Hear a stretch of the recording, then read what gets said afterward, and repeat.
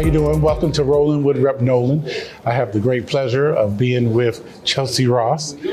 She is a staunch advocate for RAP, which is a rental assistance program throughout the state of Connecticut.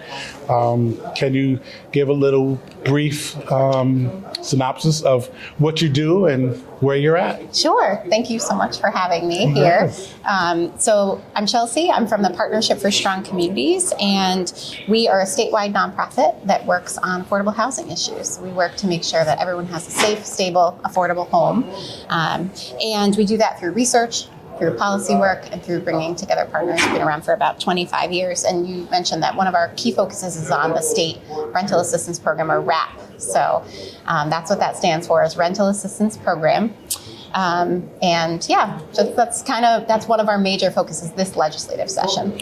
So can you share about RAP, the Rental Assistance Program, so people can know what it is and how it works? Yeah, absolutely. So Rental Assistance Program is Connecticut's state-funded rental assistance program, also known as a housing voucher program. So a lot of people are familiar with Section 8, which is the federal. Maybe we'll talk a little bit more about that. But rental assistance helps low-income residents, families, seniors, people with disabilities, families with children afford their rent in the private market. And the state rental assistance program, people who qualify typically earn less than half of the area median income, and they typically pay 30 to 40% of their income on housing. But right now, the need for that way outweighs what the program serves, which is why we're here. So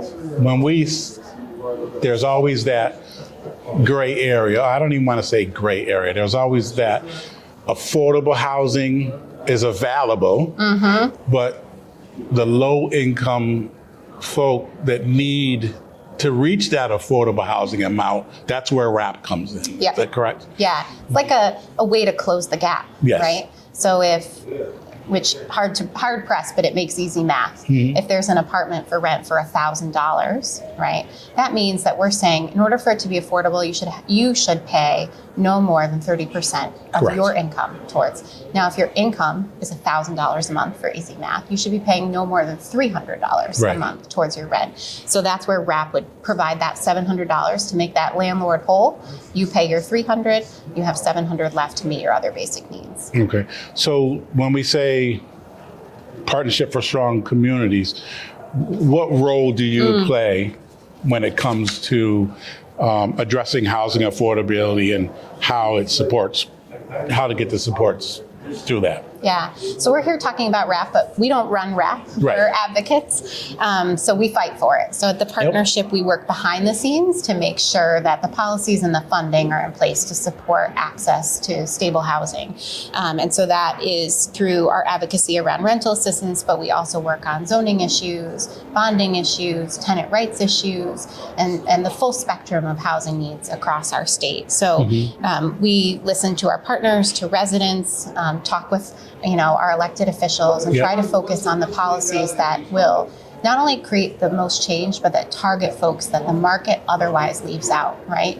And it's our lowest income families, it's our seniors, it's our folks with disabilities, it's our Black and Latino communities that are consistently left out in policy decisions and investments. Yeah, and you touched on benefiting those that you just spoke about. And what policies out there are you looking to fight for? Yeah, so I mentioned rental assistance is one of our key policies. We've been talking about that for a few years. The state budget has left RAP relatively unchanged for years and years. And it's no secret to anybody that rent has not stayed flat. We're looking at 23% increases in rent in the last couple of years, and wages haven't kept pace. So as the program has continued to stay stagnant, it's served actually less families because it costs more to subsidize existing families. So at a Right. time when more people need rental assistance, the program hasn't expanded at all to serve anyone additionally. And in fact, will run a deficit because it actually costs more to subsidize rent than it did a few years ago. So that's one of our main focuses. We also focus on the resources needed to create more housing. Everyone knows that we have a deficit of housing. Yeah. One of the reasons we talk a lot about rental assistance is it's an immediate need of people now. Building housing takes a lot of time and a lot of money.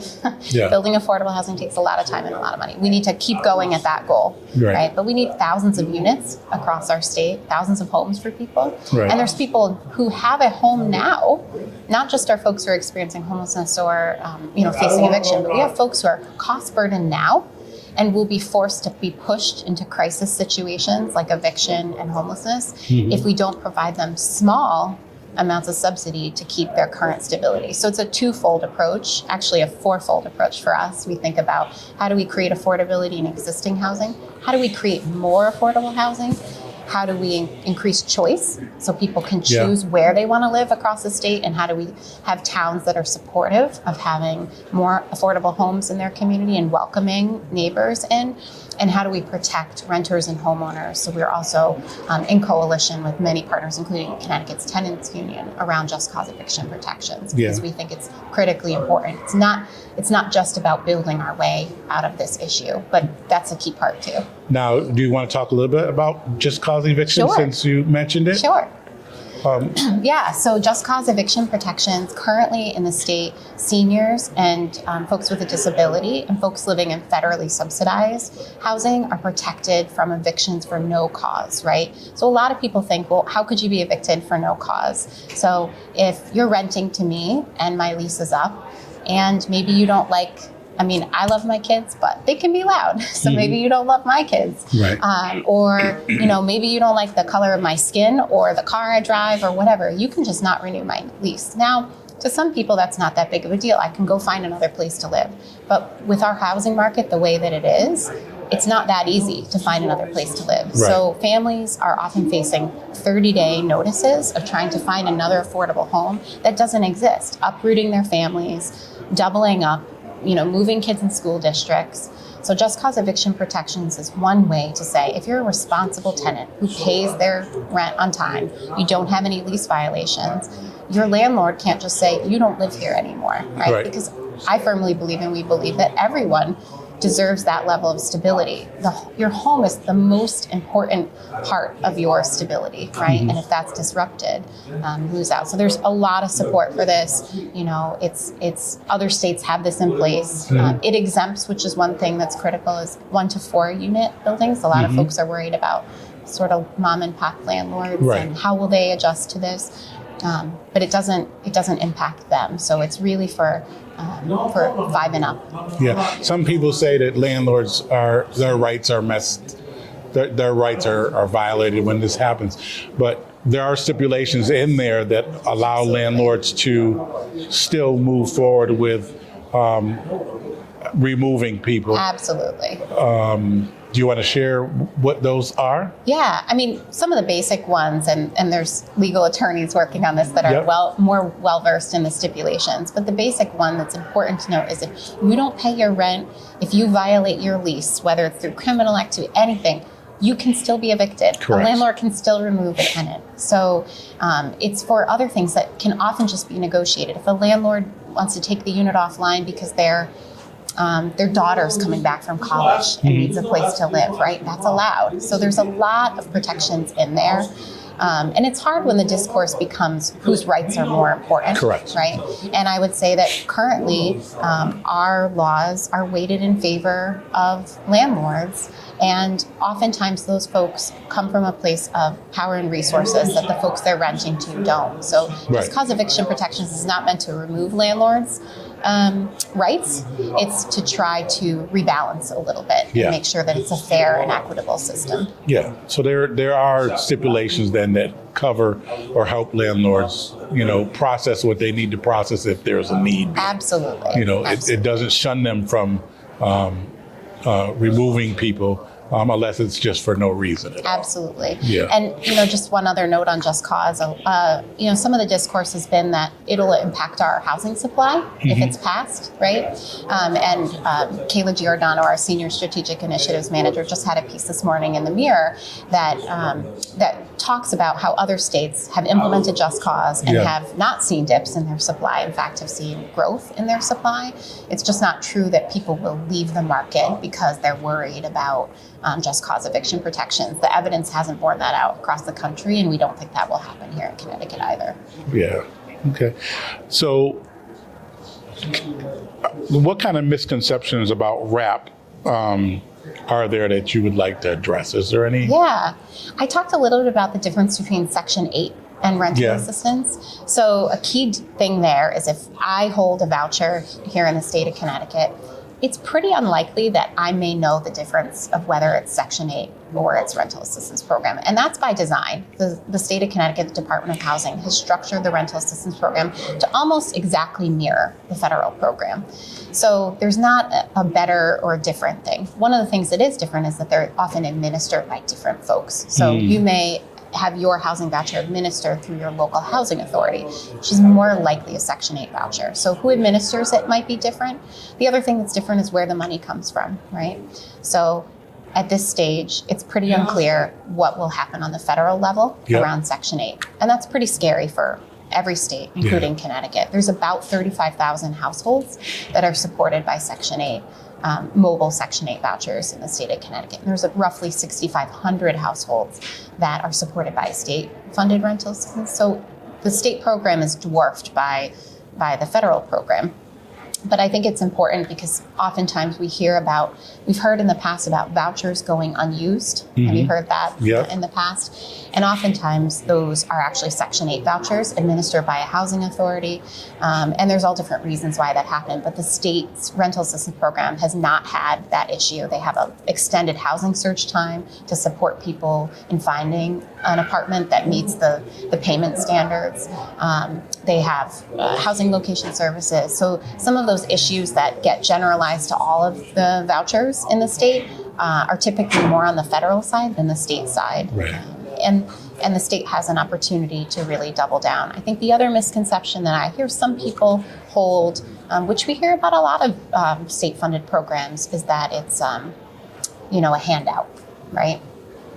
And of course, I care deeply about how it stabilizes the individual who gets it, but rental assistance is also shown to have impacts well beyond the individual household, right? Because if I'm receiving a voucher and I can now afford my home, my kiddos' outcomes are going to be better, my health outcomes are going to be better, I'm going to be able to show up to work, I'm going to be able to contribute to the economy. That landlord has a stable source of income. So the investment there, the average subsidy for RAP is around $940 a person a month.